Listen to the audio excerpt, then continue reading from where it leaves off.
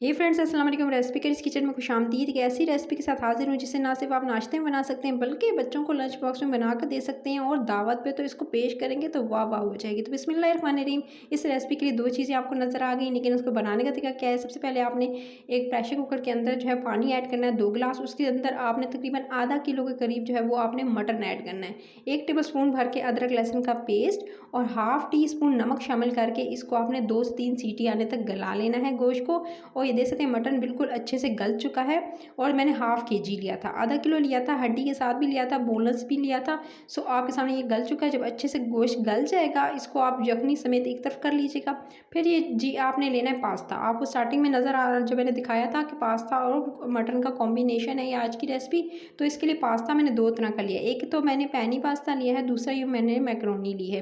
तो दोनों का टेस्ट जो है वो सिर्फ शेप की बात होती है गाइस। सो इस दोनों को मैंने इस्तेमाल करूँगी। आप चाहें तो एक का इस्तेमाल भी कर सकते हैं। तो ये मैंने 2 पैकेट लिए हैं, 2 पैकेट के हिसाब से ये रेसिपी है। सो आप इसी हिसाब से जो है चीज़ें ऐड कीजिएगा और आप चाहें तो कम ज़्यादा कर सकते हैं।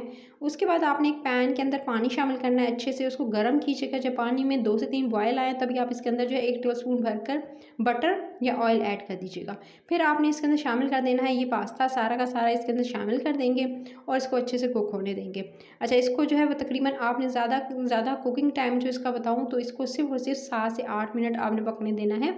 और इसके अंदर ऑयल ज़रूर शामिल कीजिएगा या बटर, ताकि जो है आपस में चिपके नहीं। ये देख सकते हैं 7 से 8 मिनट गुजर चुके थे और ये बिल्कुल अच्छे से एकदम जो है परफेक्टली जो है वो गल चुका है, यानी टेंडर्ड हो चुके थे। इस पास्ता बिल्कुल एकदम सॉफ्ट होके और उबल चुका है। जब अच्छे से बॉयल हो जाए आपका पास्ता तो उसके बाद अब आपने क्या करना है, इसको छलनी में डाल के छान लेना है।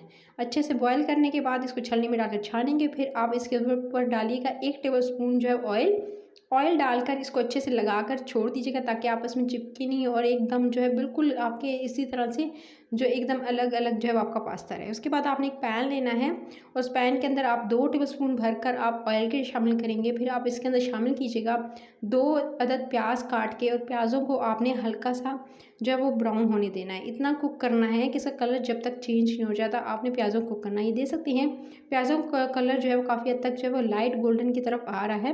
प्याज़ों को जैसे इसका कलर जो है वो लाइट गोल्डन आएगा, बस आपने इस चीज़ का वेट करना है और प्याज को आपने हमेशा हल्की आंच पे कुक करना है। उसके बाद आपने इसके अंदर शामिल करना है, तकरीबन मैंने 4 से 5 टमाटर लिए थे और उसका जो पेस्ट है वो इसके अंदर शामिल कर दिया। तो एटलीस्ट 5 तो ज़रूर लीजिएगा टमाटर, वैसे भी दरमियाने साइज़ से, ताकि इसके अंदर एक अच्छा सा जायका आएगा और खटास जो आएगी ना आपको मज़ा आ जाएगा। 4 से 5 टमाटर शामिल करने के साथ ही अब आपने टमाटर की भुनाई स्टार्ट करनी है ताकि जो इसका पानी ड्राई हो, लेकिन इसके साथ ही आप इसके अंदर मसाले भी शामिल कर दीजिएगा। अच्छा, इसके अंदर लाल मिर्च का पाउडर जाएगा, तकरीबन हाफ़ टी स्पून आप इसके अंदर लाल मिर्च का पाउडर इस्तेमाल करेंगे। कुटी हुई लाल मिर्च भी आधा टी स्पून आप इसके अंदर इस्तेमाल करेंगे। नमक 1 टीस्पून या जितना हस्ब ज़ायक़ा आप पसंद करते हैं खाने में उतना इस्तेमाल कीजिएगा। फिर आप इसके अंदर शामिल करेंगे गरम मसाला 1 टीस्पून आप पिसा हुआ आप इसके अंदर शामिल कीजिएगा। 1 से मैंने 2 टीस्पून जो है वो तकरीबन ये छोटा चम्मच है तो मैंने 2 टीस्पून शामिल कर दिए थे। फिर साथ में आपने इसके अंदर जो है वो ऐड करना है सोया सॉस और साथ में चिली सॉस। अच्छा, 1 टेबल स्पून आप दोनों के ऐड करेंगे और आपने इन दोनों के ऐड करने के साथ ही फिर आपने इसके अंदर ऐड करना है 1 टेबल स्पून आपने इसके अंदर बारबेक्यू सॉस। बारबेक्यू सॉस से बहुत ज़्यादा अच्छा टेस्ट आएगा। फिर आपने इसको अच्छे से कुक होने देना है जब तक कि पानी अच्छे से ड्राई नहीं हो जाता टमाटरों का और अच्छा सा मसाला रेडी नहीं हो जाता और साइडों पर आपको नज़र ना आने लगे ऑयल, तब तक आपने इसकी अच्छे से भुनाई करनी है। भूनते हुए मुझे तकरीबन 3 से 4 मिनट गुजर चुके थे। 3 से 4 मिनट जब अच्छे से गुजर जाएंगे तभी आपने यखनी के समेत ही आपने जो बॉयल किया था मटन वो इसके अंदर शामिल कर देना है। मटन को इसके अंदर शामिल करते ही फिर आपने मटन के साथ इसकी अच्छे से बुनाई करनी है। और मैंने तकरीबन जो है वो तेज़ आंच कर दी थी और उसे कवर करके छोड़ दिया था ताकि यखनी भी इसके अंदर जो जायका यखनी का वो भी आ जाए। उसके बाद जो है वो अच्छे से पानी भी ड्राई हो जाए। अच्छा जी, इसको भी मैं कवर करके छोड़ देती हूँ।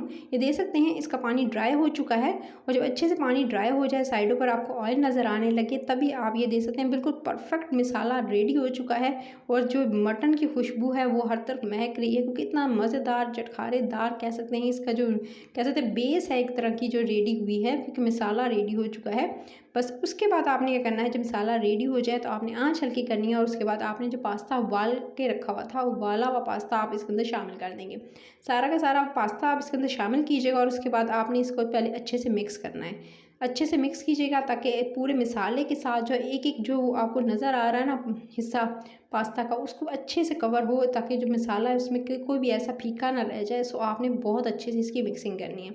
मिक्स कर लिया था मैंने अच्छे से, मिक्स करके उसके बाद अब ये नहीं कि आपने डिश आउट करना है, नहीं, अभी भी चीज़ें जाएँगी और उसके बाद आपने इसको टाइम देना है। ये नहीं कि इसी टाइम पर आप उतार लीजिएगा। आँच मैंने हल्की रखी हुई है। इसी स्टेज पर मैं इसके ऊपर डाल दूँगी थोड़ा-सा, अच्छा आप या तो ओरिगानो डाल दें या मिक्स हर्ब लीजिएगा, अवेलेबल जैसे जो पिज़्ज़ा वगैरह पर डाली जाती हैं वही आप ले लीजिएगा। मैंने मिक्स हर्ब ली थी और उसको तकरीबन 1 टीस्पून के करीब मैंने इसके ऊपर शामिल किया है और इससे बहुत ज़्यादा अच्छा टेस्ट आता है।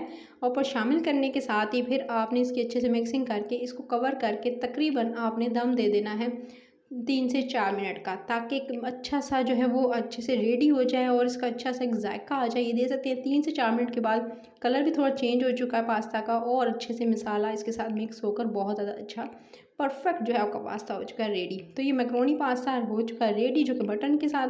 तो आपको अगर ये रेसिपी अच्छी लगी तो आप इसे दावत में सर्व कर सकते हैं, वीकेंड में बना सकते हैं, नाश्ते में बनाकर, और इवन के बच्चों को लंच बॉक्स में बनाकर दे सकते हैं। रेसिपी अच्छी लगे तो लाइक, शेयर और चैनल रेसिपी करिस को सब्सक्राइब ज़रूर कर लीजिएगा। सब्सक्राइब करने के साथ साथ बेल आइकन को प्रेस करेंगे, नोटिफिकेशन मिलेगी और मज़े मज़े की रेसिपीज़ को आप एंजॉय कर सकेंगे। तो ये देख सकते हैं गोश्त कितना टेंडर और सॉफ्ट है, इतना अच्छे से गला हुआ है। जितना अच्छा गला होगा आपका मटन होगा उतना अच्छा टेस्ट आपके पास्ता में आएगा। तो इस रेसिपी को ज़रूर ट्राई करना है, सब्सक्राइब कीजिएगा, अपना ख्याल रखिएगा, कमेंट करना तो मस्ट है। अपना ख्याल रखते हुए till the next video, take care.